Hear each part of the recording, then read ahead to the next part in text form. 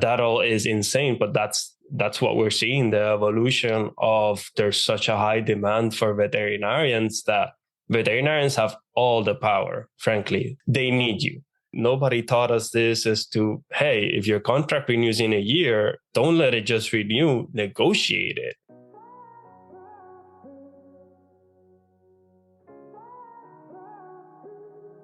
Welcome to Vet Life Reimagined. I do believe you have the power to create a career and a life you love. In this episode, you will learn about the power of negotiation. My guest today has looked at dozens of contracts and knows the red flags to look for. Willie is known for his financial wisdom in the veterinary space, but that wasn't always the case. He finished a residency in lab animal medicine, and between him and his future wife, faced $400,000 in debt. And that's when he decided to learn. He is so passionate about financial well-being, he is working on a certification to be a financial advisor. We also reflect and observe that in a very few short years, the veterinary industry has changed in many ways. This is a very fun and highly actionable episode, and make sure to stay to the end to hear the story behind Willie's nonprofit for Puerto Rico. It's a very cool story. Now, on to the conversation.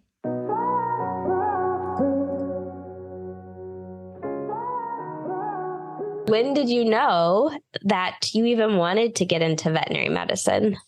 That's the only career that I thought of as a kid. We need more vets. Hence, you start seeing companies being open about, hey, we have $100,000 sign-on bonus. Frankly, I had one uncle that was a vet, but I never worked with him. I had always just one dog at home, nothing like, I had a farm at my house, not a story like that. I went to undergrad at University of Puerto Rico. My passion kept going. I kept going, applied to vet school 3 years in a row, finally got in, and I'm a vet now. That's awesome. Looking at your LinkedIn, and I didn't realize that we graduated vet school at the same year and in the same state, but you were at Tuskegee and I was at Auburn. So We were very close. What was your vet school experience like? Did you kind of go in with an idea of what you might do, or what was that experience? No, actually, so in the airport, when I was leaving Puerto Rico, I met another colleague of mine, and she was not talkative at all. Her parents were with her. So her parents, I don't know how the conversation started, like, oh yeah, I'm going to vet school at the ski. And they're like, oh, our daughter too. I think she was so frightened. She's one of my best friends now, but she was so frightened that she didn't even speak. Her parents did all the speaking for her. And I'm like, oh, that's cool, blah, blah, blah. I would love to, meet you when we get to Alabama. And because frankly, I didn't know anybody at the school. I was just going to fly over there. I thought I was going to be the most focused person, study 4 years, and that's it. But I got there and there was 9 Puerto Ricans in my class.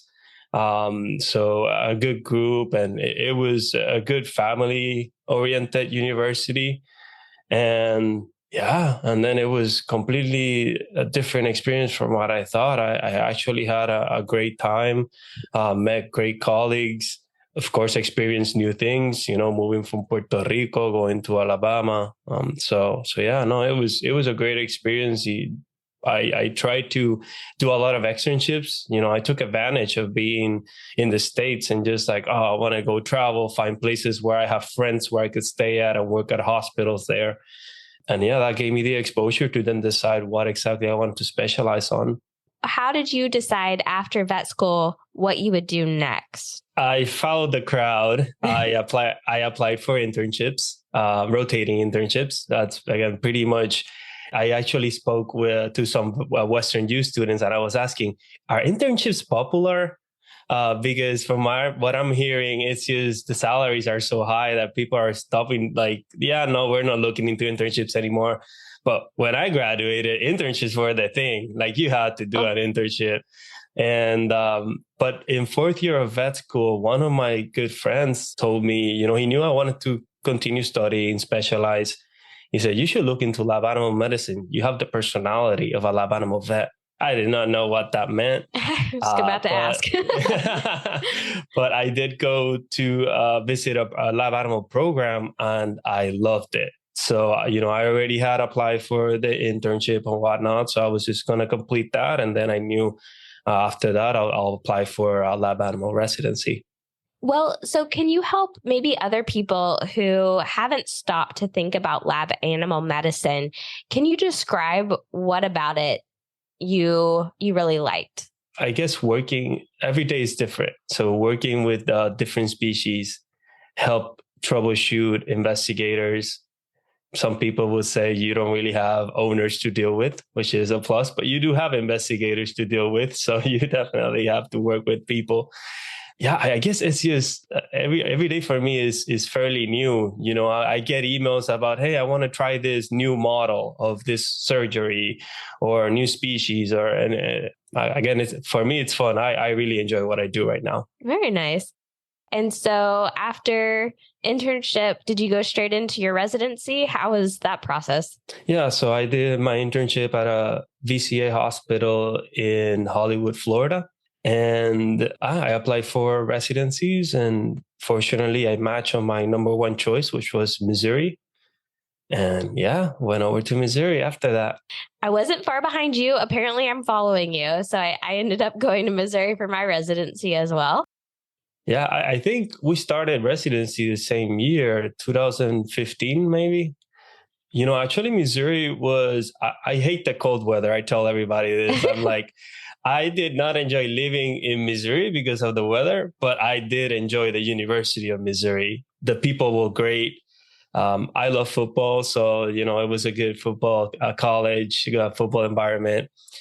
And my experience there is exactly what I expected. That was one of the programs that would interview in person. And when I went, the people, I was just like, that's why I ranked it number one. It was, these people look pretty cool. They have it's family oriented and whatnot. And for me, 3 years there, that's the way it was. I had great mentors, overall a great experience with my residency. Yeah. I think we had really good residents across the board too, in all of our specialties. So that was really nice there at the University of Missouri. I don't know if we were just lucky, but I felt like we had a really good group of residents. Are there any unique things about a residency in lab animal medicine or, different career paths to consider, like beyond that? Usually you expect to work at a university, a large university, with a medical institution. Usually that's the bulk of the research. If the school has a medical, if the university has a medical school associated with it, usually they have a big animal research program. VA hospitals, veterans hospitals usually have a lab animal program. And of course, pharmaceuticals. Pharmaceuticals definitely have a large program. I live in California, and San Diego, it's a hodgepodge of a bunch of pharmaceuticals. They're always hiring. They're usually like temporary jobs because they're doing, I guess, trying this device, see if it works. And if not, they'll skip and try the next one. So usually that's what you expect to work. So unfortunately, that does have some location issues. It's pretty location specific. But as far as what you do on the job, so there's people that do the residency, and some residencies are pretty much focused on research. So you can become a PhD while you do your residency and be a faculty member and do research as your career. Some will just do a clinical vet, which is a very common position where you'll be a clinical veterinarian for the animals. And some people will go into regulatory practices. So, of course, for our boards, we had to learn a lot of federal laws. If you, whatever state you are, you should know about your local laws. And then what is best practices in lab animal medicine as well.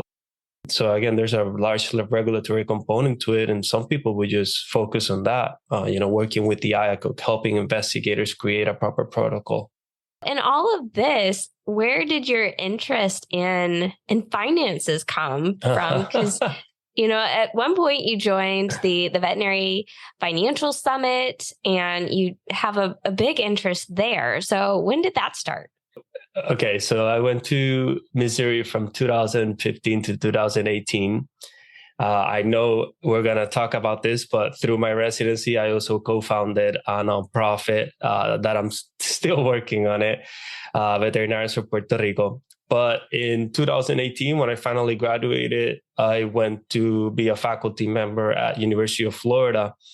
And I started making a real salary after 9 years of education of postgraduate, I guess, after undergrad. So after that, finally started making real money. And it was like, oh, wow, I have this $200,000 in debt.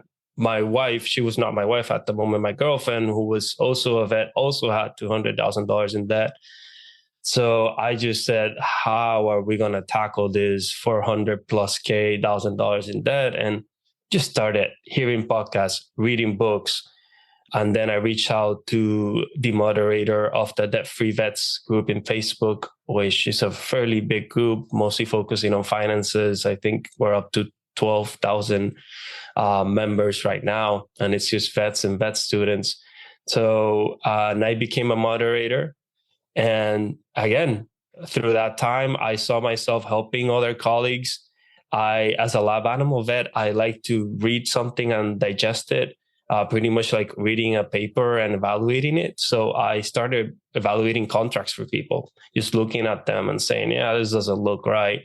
Because of me being open about finances, people will also talk to me about their finances. And so I have a pretty good picture of what the salary should be in big cities. And again, that's pretty much how it evolved. And I was part of the leadership group last year for the Vet Financial Summit. So I learned a lot, traveled a bit for conferences, gave lectures. So that was great. And now I'm working towards a certification to become a financial counselor, an accredited financial counselor. So, yeah. Oh, wow. I'm really interested. You've been doing this now for a while, looking at different contracts, helping people. So in your perspective, over the past handful of years through the COVID pandemic and all of that, what is your perspective on the transition when it comes to contract negotiations, getting jobs, financial situations, all of that? Well, like I mentioned earlier, when I graduated in 2014, pretty much everybody was doing an internship because the thought process was you need to do an internship if you want to specialize. And if you do an internship, you're probably going to get paid more if you go back to GP because you have this. They usually call it within 1 year, it's like being 3 to 5 years in GP. So that mentality of, you really have to be an amazing candidate to get a good job, as to what I'm seeing now, where companies are giving contracts to 30-year vet students. And we're talking about 6-digit contracts, 6 figures, contracts for people, for students. I didn't know what I wanted to do till I was in late 4th year. Like, how is a 3rd year going to sign a contract saying, yeah, I'm going to go out and work as a GP practitioner right after vet school, and I'm going to get paid X amount of money. And when I start, you're going to give me a $30,000 sign-on bonus. That all is insane, but that's what we're seeing, the evolution of there's such a high demand for veterinarians that veterinarians have all the power, frankly. The company does not have any power right now.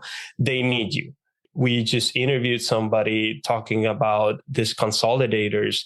And one trend that she was telling us was there was a trend through the pandemic of buying clinics. But now the trend is like, you know what? We kept buying and now we don't have vets to get into those clinics. So we actually have to focus on our big clinics and make sure we're fully staffed there to then think about continuing buying clinics. So again, there's a big focus on we need more vets. We need more vets. Hence, you start seeing companies being open about, hey, we have $100,000 sign-on bonus. I'm not sure if you received that email, but a large company sent out an email and everybody went crazy. It's like, what's happening? But of course, it sounds great on paper, but it comes with attachments. It comes with a 3, 4, 5 year commitment.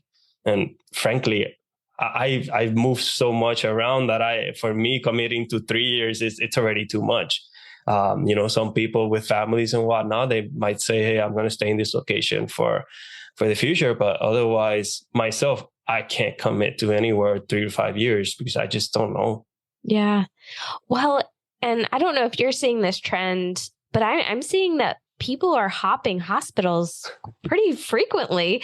So, I mean, just with that on top of it, I mean, are you seeing that as well? Like people don't seem to stay in a hospital? I don't, of course, I don't like it, but, more power to them. They're moving because of money. Frankly, a lot of people have realized this is a job.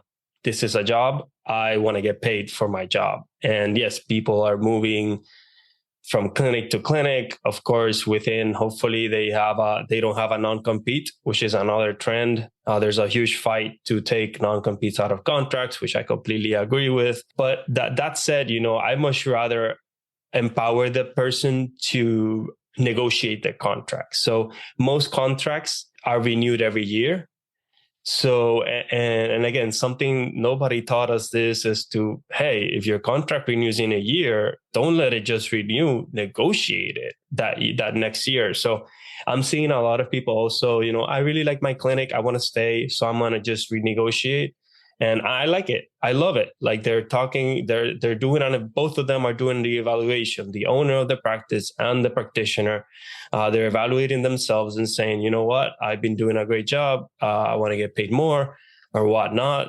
Some people can't pay more, but they'll be happy to give you a retention bonus to make sure that you stay another year or whatnot, which again, you're negotiating and that's amazing. Yeah. Well, and I don't know if everybody knows these types of options, right? Like a bonus just for staying, those kinds of things. So if I were going to have to negotiate, another year, first of all, this sounds intimidating, right? Mm-hmm. I'm sure a lot of people find negotiations in general intimidating, but that balance between, yes, I want money. Yes, I happen to know that the market is really good right now for me and that I have some negotiating power. But at the same time, like, I don't want to overdo it. How do you find that balance? And like, where are you kind of hearing from people when they ask you these questions and what kind of advice do you give to them? First thing I ask, people will randomly send me a contract and they're like, can you look at this? And I'm like, I could definitely look at it and tell you some red flags. But if you want the negotiating component of it, it's what do you want out of it? And I'm seeing a lot more people, going into, I really want quality of life. Yes, I want to get paid, but I just want to work 3 days a week. And I'm completely fine with that. And again, but you have to say, hey, you're not going to be able to make $200,000 if you just want to work 3 days a week, but you might be able to make 150, which is great salary, and working 3 days a week. Amazing. And then if you work an extra shift, let's make sure that the contract states how much you're getting paid for that extra shift.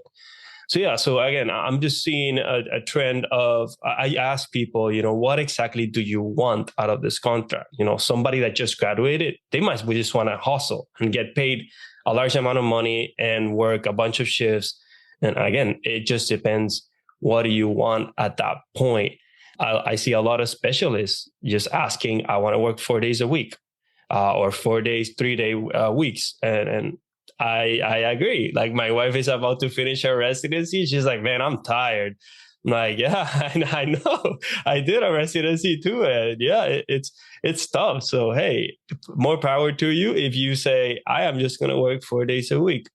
And again, if your main focus is not your salary, then go ahead and ask for that. Vacation time. A lot of people focus on the salary, but there's a full compensation packet. Vacation time. I love to travel. So right now, if you don't offer more than at least 4 weeks off, I'm not going to take that job because I know I'm going to use those 4 weeks. I'll probably use 6 or 7 if you give it to me. And that doesn't mean I don't want to work. I am a hustler. I've Again, we've been talking about, I do a lot of things with my life, but definitely I like to travel. So yeah, at the end of the day, it depends what you want. And there's certain things that you can negotiate in the contract that people don't even think of. It's like continued education. I'm like, if you, we were talking about Vegas earlier. I'm like, if you go to Vegas, the conference's registration usually runs about $500. The hotel is going to run you $1,200. That $2,000 is gone instantly. So again, ask them for more money. You don't want to be penny pinching like, oh, I need to stay at this sketchy hotel so that I can save. Like, no, they're paying you to learn. Why not say, hey, you know what? It's about $4,000 or $5,000 actually for me to go to a conference and hopefully even maybe a conference and a wet lab, so I can learn skills that I can bring back to the hospital and bring up revenue. Yeah, no, those are great points. And you're right. I know that when you're traveling, a lot of that is probably with your nonprofit. So it's just different work, right? Going back to some of these contracts, because I remember, especially earlier in the pandemic, when really people started to hurt to veterinarians and veterinary staff, people were offering to help pay back student loans. And student loans are such a big point that we tend to talk about in veterinary medicine, that I could just see that being like a shiny object. And I didn't always know if that were necessarily the best option for everyone. And so when you're looking through some of these contracts, do you have kind of a trend of maybe some of the more common red flags to look for? Red flags. First, the red flag is quickly look if there's a non-compete in the contract. That for me is a red flag. Why is that hospital so bad that they actually want to make sure that you don't work in that area? And the idea is they want to keep you for a long time. I'm hoping, they want a long-term investment. If it's a short-term investment, then that's a whole nother thing. But for me, if I were an owner, I really want a long-term vet. I would hate to have to train every year a new vet and whatnot. And even though they know what they're doing, it's tough. It takes, and a lot of people do not know how much time training, how much money and time training actually takes. So non-compete is one. And if they have a non-compete, make sure you're comfortable with it. I always, when I give a presentation, I give an example of Puerto Rico. Again, I know the market in Puerto Rico really well. And I have friends with a 5-mile radius non-compete. Puerto Rico is 30 miles wide. It's 100 miles long, 35 miles wide. So you're taking away, 1/5 of the island there, from north to south. So, and when we're talking about like a city, the metro area, that's how we call it, the metro area, you can't work in the metro area if it's a 5-mile radius. So again, even though it looks minimal, it might affect you depending on where you live. I've heard of non-competes, 5-10-mile non-competes in New York. That means you have to move across the city. And again, transportation and whatnot, those things are difficult. Of course, when you get to more remote areas and they start increasing to 25-mile radius, which still, it's too much. I encourage people to look at a map and say, if I don't like this place, is there another place within my area that I like? And map that. And I like it when people bring back to me and say, you know what? Usually specialists already know like what specialty hospitals are in the area. And I love it that they say, yeah, this hospital is 5 miles from the other one. So definitely I don't want to sign a 5-mile non-compete, which is amazing. I think everybody should be doing that. The other trend is sign-on bonuses. I love sign-on bonuses, especially for a new grad, coming from no money or negative because of student debt to, hey, we'll give you $60,000 if you sign for 2-3 years. That's amazing. That gives you a step up in life. Ideally, you don't use that money instantly. You save some for an emergency fund and whatnot. We can talk about finances a little bit, but my big thing is, can you really commit to that place for 3 years? And if your answer is maybe, make sure that the sign-on bonus is prorated. Prorated means you work, let's do that example, $60,000 for 3 years. So every year you actually, $20,000 are yours. But the big thing is they're going to give you $60,000 in advance. So you just have to make sure that, again, you don't spend it, because if you don't stay for those 3 years, you're going to owe them something back. But that is prorated. If it's not prorated, you owe them the whole amount of money. And if you're 2 years in and you're like, I'm going to quit, and they're like, oh, then you got to give us back the $60,000. We were talking about non-competes. That's just a way to trap you. You don't have this. I am 100% sure you're not going to have the $60,000 to get them back. You're going to say, I'll suck it up for a year, which sucks. Yeah. And on top of all of this that you're talking about, I mean, location tends to be a pretty big deal for a lot of people. And so, if you want to stay in an area, definitely be listening to this and make sure that you are protecting yourself so you can still stay in that area. So absolutely. So sign-on bonuses are the second red flag. Anything else that kind of comes up with contract or advice that you give people when they're trying to figure out, a financial aspect to their career, whether they're early career or changing careers? You started the conversation talking about student debt. Mm-hmm. And if people were offering to pay them off, whatnot, there's a lot of legalities that go into it.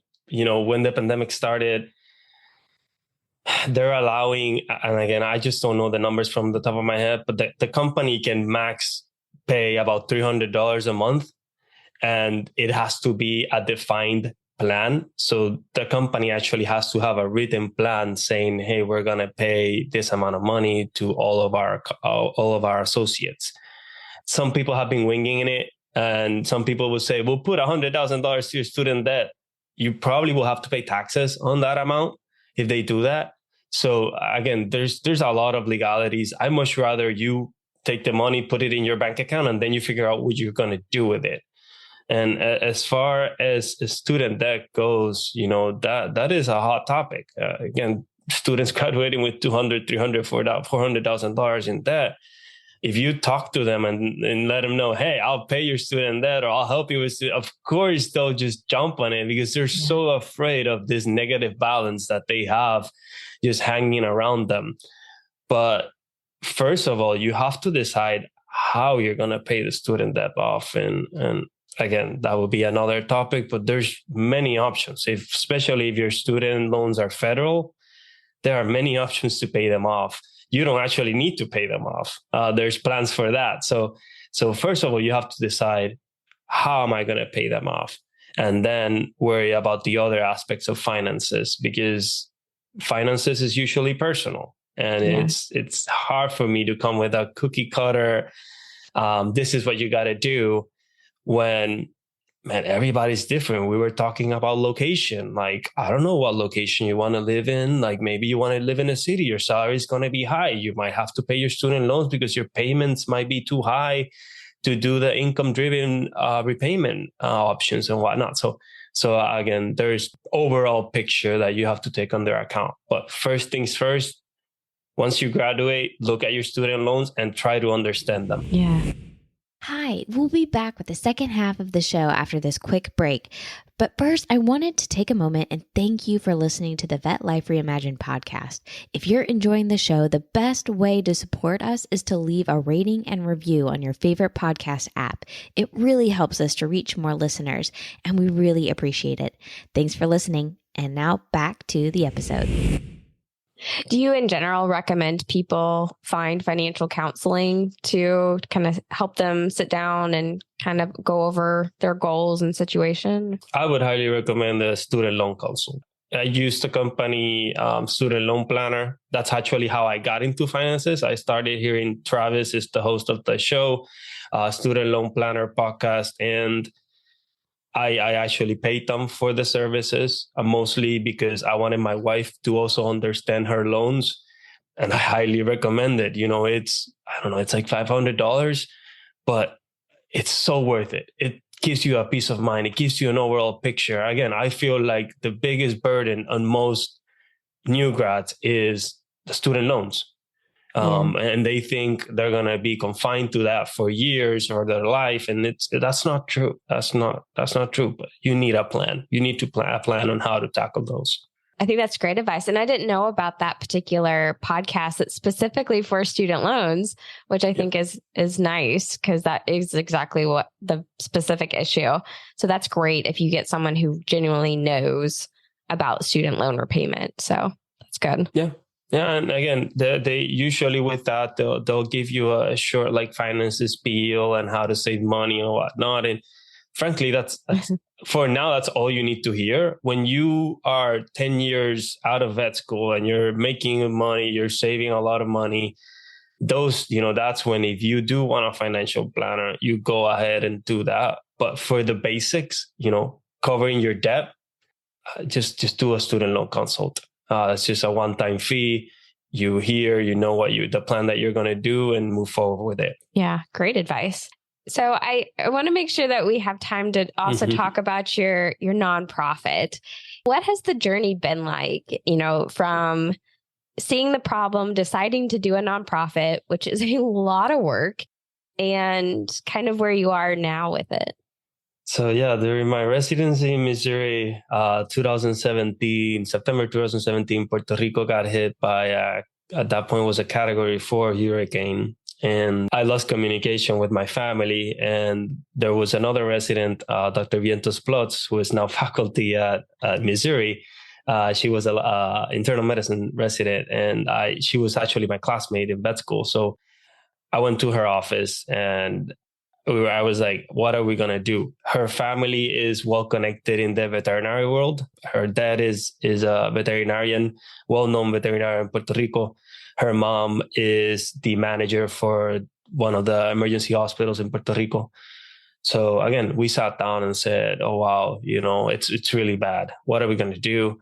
So we just said, everybody's going to go ahead and start helping the people. Let's just figure out how to help the animals. So we started asking people through Facebook, like, hey, we want to do this, blah, blah. Started a GoFundMe account. People started donating money. People started donating supplies in Florida. And we were like, how are we going to get this supplies to Puerto Rico? But again, it just kept communication. These Air Force dudes were going to get a rented Air Force plane and fly down to Puerto Rico. So they said, hey, bring all your supplies to, I can't remember where in the East Coast of Florida, to this military base. And we're taking everything to Puerto Rico. And we're like, okay.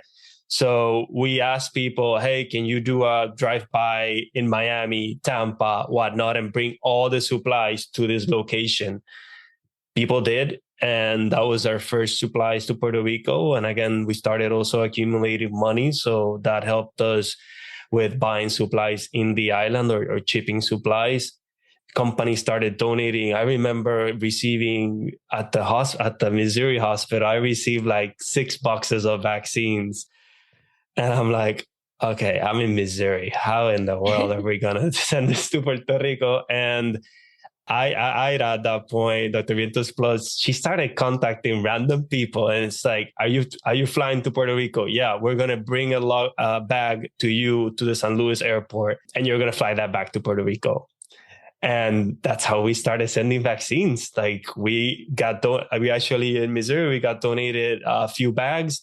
We make them like a cooler kind of thing inside, and started putting vaccines in there. And just anybody that would travel to Puerto Rico, they would take Vets for Puerto Rico back with them. and through there, our focus was vaccines, rabies. There is an endemic species that has rabies in the island, a mongoose. So we were worried about rabies. We were also worried about leptospirosis. Of course, people having issues with the water, where they were getting their water from. And in 2018, we realized that a lot of pets were not, owned animals were not spayed and neutered. So from the data from all those vaccine clinics, it's like, man, we really need to spay and neuter animals. And fortunately, the Humane Society of the United States, which was also involved in helping giving aid to Puerto Rico, they have the same thing in mind. So they're like, can you help us figure out how we can bring these groups to the island and do massive spay and neuter clinics? We said yes. I started off about 5 or 6 groups, and we were spaying and neutering. Each group was spaying and neutering about 1,000 animals every round. It was a whole week of spays and neuters. So, we spayed and neuter. We did 8 rounds in total, and we spayed and neuter from 5 to 9,000 animals on each round. Overall, it was like 60,000 animals that we spayed and neuter through a 2-year span. And unfortunately, because of the pandemic, that project ended, but our organization continues. Now we're actually lucky that local government has been asking for our services and bringing in funding for that. So I fly to Puerto Rico every 2 months, and I do spay and neuter clinics. In a week and a half, I'll be in Puerto Rico. Wow. And just to remind people for perspective, you live in California, which is Pacific time, and go all the way to Puerto Rico every 2 months. And you said you take a group of people with you each time, right? Yeah. So we recruit vets. So we will recruit vets from the States or from Puerto Rico. Usually we work with more local doctors, but when we want to do a large scale event, and what I call large will be more than 200 animals a day, I start recruiting. So we have this event coming up, and we have about 12 vets that are helping us. And I would like to say about 6 of them or 7 are coming from the States. Oh, wow. How did you decide to actually make this a full nonprofit? What benefits did that bring, and what of kind of the pros and the cons to that? So when we started the GoFundMe account, started receiving funding, a lot of people said, "Are you 501c3?" I didn't know what 501c3 meant. That's the IRS nonprofit designation. I do have a friend that's a lawyer who helped me a lot with creating the nonprofit and applying for all these documents. And he's like, yeah, if you start getting money and you don't have a 501c3, then that money might be taxable. So, you have to protect yourself. You have to protect the entity. So, yeah, we applied that same year, 2017. Again, he helped us a lot. Like a lot of people told us, oh, it takes about 6 months to get the 501c3. He did it within 3 weeks. And yeah, we got our designation. And again, the nonprofit has continued going, and funding comes in and out. It's just a matter. It also depends how active we want to be. Like during the pandemic, we were slow, so I wasn't applying for funding, but now I'm applying for funding, and the funding does appear. That's what I tell a lot of people. Contact me to ask me about nonprofits and whatnot. I think the first thing is, what is your focus? When we started, and we were fairly successful, people would say, I want a nonprofit to help Puerto Rico. What kind of help? And I saw a lot of nonprofits being that were just, came up, and they didn't last they just lasted a few months. Because again, they didn't have a purpose, a real purpose of what they were going to do. They were just like, oh, we want to help. So yeah, and again, we still have a purpose right now. Like I mentioned, in 2018, our focus switched from vaccinations to spays and neuters, and we actually do both. I like to do vaccine clinics. They're a good way to engage the community, and you can see a lot of animals. Of course, a lot easier than spaying and neutering. Vaccine clinics is how we do outreach, and then spays and neuters is how we try to prevent, because there's a horrible stray animal overpopulation in the island, especially cats. There's so many cats in the streets. So yeah. Well, and I see a theme from the contracts and, or the financial aspect of it. And then even this, it does pay to find somebody who knows what they're doing to be part of the team. And that is a good point. Yes. Yes. And I think we even talked about this just kind of briefly in our pre-call. And that was, just the importance of knowing that you don't have to know how to do everything. There is so much value. You will love life so much better when you know how to delegate. I'm going to give you an example. Okay. Which is happening as we speak. So we did a vaccine clinic in December, and the whole point was, fireworks and how animals get super stressed. Usually in Puerto Rico, we see an uptick of people saying, I lost my pet. The pet goes crazy because of fireworks and somehow escapes the house. So we did a big campaign into teaching people what trazodone was. This was more for dogs. At some point, I'll have to do gabapentin for cats. But so we did a clinic where we were going to give trazodone to dogs and microchips. And of course, we vaccinated them as well. So we microchipped, I think, like 80 pets. And I'm the one who usually brings all the paperwork back and registers the microchips. And I am a vet sitting here in the computer doing something that any person can do. So I just told my mom, the nonprofit will pay you for this, but please, can you sit down on a computer and register all these microchips? And she did. And, it's just an example of outsourcing, but I mentioned the student loan planner. And people would think, I don't want to spend $500. And it's like, it will give you so much peace of mind, those $500. Same as an accountant. One of the things that triggered the finance part of me was while I was doing my internship, I also did some relief work. And I paid so much taxes on that relief work. Mm-hmm. I was so mad. I was like, I didn't make any money. I thought I was like, oh, awesome. But what happened? I did not have any bookkeeping. I never kept up with my mileage, any expenses that I did for those relief work, which are deductibles. And I just didn't know that. And again, if I would have just hired an accountant, that person would have probably, even though I might have spent $1,000 in the accountant, probably would have saved me money on my taxes. So it's I would have spent less time being mad, and then, probably save more money or have more money on my bank account. So again, there are things that you just need to outsource. You can't do it all. If you're a vet, focus on being a vet.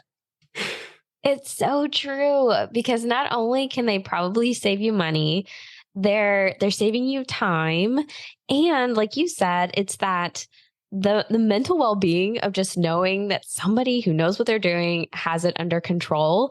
And if we keep talking about we want work-life balance and all of those things, like, it actually ends up better, all three elements in the long run, if you do take it off your own shoulders and give it to somebody else. So I think we're all probably learning this, but it really is true. Yeah. Another thing that I'm bored of another nonprofit, and we have been talking about boundaries a lot, and it's, you got to set your boundaries. You got to say, do I really want to spend time doing this? And if the answer is no, outsource it. That's how I feel about a lot of things. If you really are not passionate about what you're doing, outsource it. I'm sure you can. You're making enough money to outsource something to somebody that you can pay less than your hourly rate. And they probably will enjoy it far better than you will. Yes.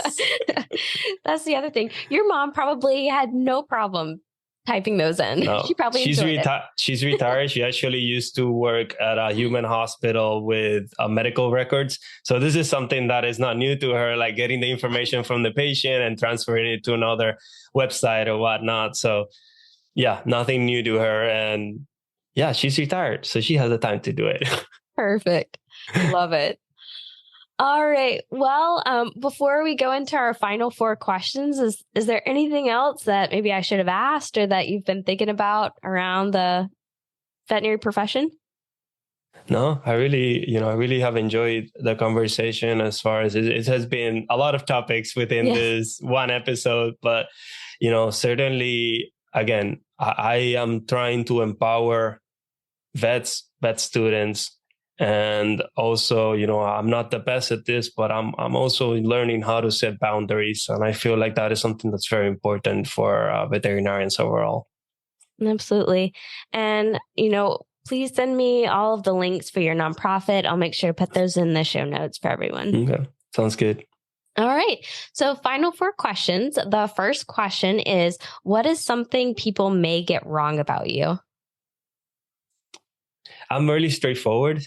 And I actually learned this in Missouri.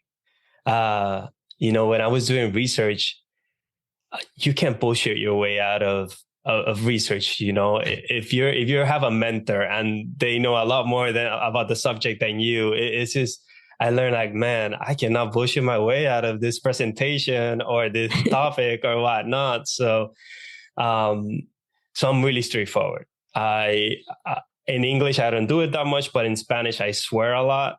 So I'm sure people are like, who the hell is this person? Like, this guy is mean. And frankly, I'm not. I love my stuff. Again, I do these events in Puerto Rico with volunteers.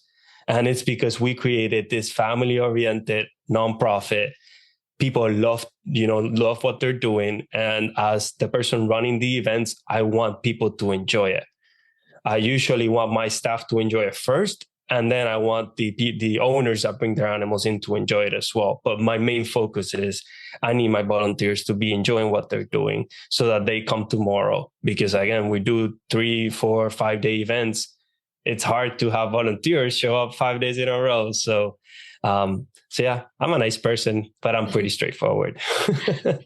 Straightforward is not always bad. Clear can be very appreciated. So I could definitely tell you're good at building trust. So that could be a very good quality. Yeah, absolutely. Yes. The second question is, do you have like a hidden skill or an interest? God, they make you think. Good. No, I guess my hidden skill is the finance component. When I sit down with people and we just go into this tangent, it's just I'm weird. I like numbers. I like doing Excel sheets with, right now for our event coming up, I've been doing Excel sheets as to expenses and whatnot. And the event hasn't even happened, but I'm just prepping for our bookkeeping and figuring out, is this, are we going to break even? Which is what you want as a nonprofit. So yeah, I like numbers, like finances, and like to talk about finances too. Good. Also a good quality to have in these times. So excellent. The third question is there something on your bucket list? My wife is finishing her residency. So my bucket list is full of, I want to travel a lot because I've been traveling a lot, but it's mostly work related or nonprofit related. But now I want to travel with my wife. So bucket list is, I don't really have a location right now, where we have a few trips to Mexico, which, I'm in California, so it's an easy flight down there. So I have a few trips planned to Mexico. But otherwise, traveling a lot in 2023 and 2024. I'm going to try to do that. Nice. And last question is, what is something you are most grateful for? Family and health. Through the pandemic, again, I'm a huge finance geek, I guess, and usually want to make sure I have my finances in line and whatnot. But last 2 years has been more of health and family and happiness, and it's been pretty rewarding. The money's going to always show up. Again, we're veterinarians. I talked about the high demand that there is for our profession. So money's going to be there, but it's just being healthy and enjoying with family. Again, traveling. I like traveling with my wife. I like to involve my parents or my wife's parents in our traveling engagements. So for me, family is very important. This has been the Vet Life Reimagined podcast. Whether you are listening or watching on YouTube, I hope you enjoyed this conversation. Please make sure you are subscribed to catch all these amazing people in our profession. Also, send this episode to someone you think who would appreciate it. Have a recommendation for someone who would be a good guest? Please reach out on LinkedIn, Instagram, or Facebook. There aren't that many Dr. Sprinkles. Until next time, Vet Lifers.